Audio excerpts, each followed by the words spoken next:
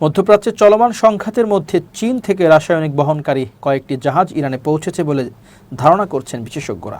এই ঘটনাকে বিশ্লেষকেরা কেবল একটি সামরিক সরবরাহ হিসেবে নয়, বরং বৃহত্তর ভূরাজনৈতিক কৌশলের অংশ হিসেবে দেখছেন। ব্রিটিশ দৈনিক দ্য টেলিগ্রাফের বিশ্লেষণে দেখা গেছে, যুদ্ধ শুরুর পর থেকে অন্তত 4টি নিষেধাজ্ঞাপ্রাপ্ত ইরানি পতাকাবাহী জাহাজ দেশটির বন্দরে ভিড়েছে এবং আরও একটি জাহাজ উপকূলের কাছে অবস্থান করছে। চীনের ঝুহাই শহরের গাওলান বন্দর থেকে যাত্রা শুরু করা এসব জাহাজ রাসায়নিক সংরক্ষণ সুবিধা ও বহনের জন্য পরিচিত। এই জাহাজগুলোতে সোডিয়াম পারক্লোরেট বহন করা হয়েছে বলে ধারণা করা হচ্ছে, যা কঠিন জ্বালানি ভিত্তিক ব্যালিস্টিক ক্ষেপণাস্ত্র তৈরির একটি গুরুত্বপূর্ণ উপাদান। বিশেষজ্ঞদের মতে এই পরিমাণ কাঁচামাল দিয়ে শত শত ক্ষেপণাস্ত্র তৈরি সম্ভব, ফলে এটি ইরানের চলমান সামরিক সক্ষমতা ধরে রাখার জন্য অত্যন্ত গুরুত্বপূর্ণ। মধ্যপ্রাচ্যের নিষেধাজ্ঞা নিয়ে কাজ করা মার্কিন বিশেষজ্ঞদের ভাষ্য অনুযায়ী সংঘাতের এই পর্যায়ে ইরান দ্রুত তাদের ক্ষেপণাস্ত্রের মজুত পুনর্গঠনের চেষ্টা করছে এবং এই ধরনের আমদানি সেই চেষ্টারই প্রতিফলন। এদিকে যুক্তরাষ্ট্রের গোয়েন্দা সূত্র সিএনএনকে জানিয়েছে, ইরানের প্রায় অর্ধেক ক্ষেপণাস্ত্র উৎক্ষেপণ ব্যবস্থা এখনও অক্ষত রয়েছে, যা পূর্বের কিছু দাবির সঙ্গে সাংঘর্ষিক। এই প্রেক্ষাপটে নতুন করে কাঁচামাল আমদানি ইঙ্গিত দিচ্ছে যে দেশটি আংশিক ক্ষতিগ্রস্ত হলেও পুরোপুরি উৎপাদন ক্ষমতা হারায়নি। বিশ্লেষকেরা মনে করছেন, ইরান হয়তো বিকল্প বা ছড়িয়ে থাকা উৎপাদন ব্যবস্থার মাধ্যমে কার্যক্রম চালিয়ে যাচ্ছে।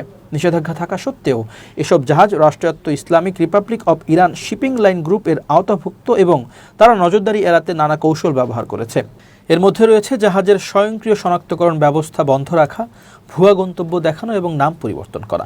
বিশ্লেষকদের মতে অনেক বেশি নিখুঁত হয়ে ওঠা এই কৌশলগুলো আন্তর্জাতিক নজরদারিকে দুর্বল করে দিচ্ছে। এই সরবরাহকে সময়ের দিক থেকেও গুরুত্বপূর্ণ মনে করা হচ্ছে, কারণ চলমান সংঘাতে ইরান ব্যাপক হারে ক্ষেপণাস্ত্র ব্যবহার করছে এবং তাদের মজুদ দ্রুত কমে যাচ্ছে। একই সঙ্গে যুক্তরাষ্ট্র ও ইসরায়েলের টানা হামলায় উৎপাদন অবকাঠামো ক্ষতিগ্রস্ত হওয়ার সম্ভাবনাও রয়েছে। তাই এই ধরনের কাঁচামাল আমদানি ইরানকে অন্তত আরও কিছুদিন হামলা চালিয়ে যাওয়ার সক্ষমতা দেবে। দ্য টেলিগ্রাফের প্রতিবেদন অনুযায়ী গোলবান ও জাইরান নামের দুটি জাহাজের সক্ষমতা থেকে অনুমান করা যায় যে ইরান অতিরিক্ত 785টি ক্ষেপণাস্ত্র উৎপাদনের জন্য যথেষ্ট কাঁচামাল আমদানি করে থাকতে পারে। এর অর্থ হলো, শুধু নতুন চালান দিয়েই যুদ্ধ পর্যবেক্ষক ও বিশ্লেষকদের অনুমান অনুযায়ী ইরান আরও 1 মাস ধরে সহজেই প্রতিদিন 10 থেকে 30টি ক্ষেপণাস্ত্র নিক্ষেপ অব্যাহত রাখতে পারে। চীনের ভূমিকা নিয়েও প্রশ্ন উঠেছে। চীন আনুষ্ঠানিকভাবে সরাসরি সামরিক সহায়তার কথা অস্বীকার করলেও বাণিজ্যিক পণ্যের আড়ালে এই ধরনের কাঁচামাল সরবরাহ অব্যাহত রাখছে বলে বিশ্লেষকদের ধারণা। এতে একদিকে তারা আন্তর্জাতিক চাপ এড়াতে পারছে, অন্যদিকে ইরানের সঙ্গে কৌশলগত সম্পর্ক বজায় রাখছে। একই ধরনের কৌশল তারা রাশিয়ার ক্ষেত্রেও ব্যবহার করেছে বলে অভিযোগ রয়েছে।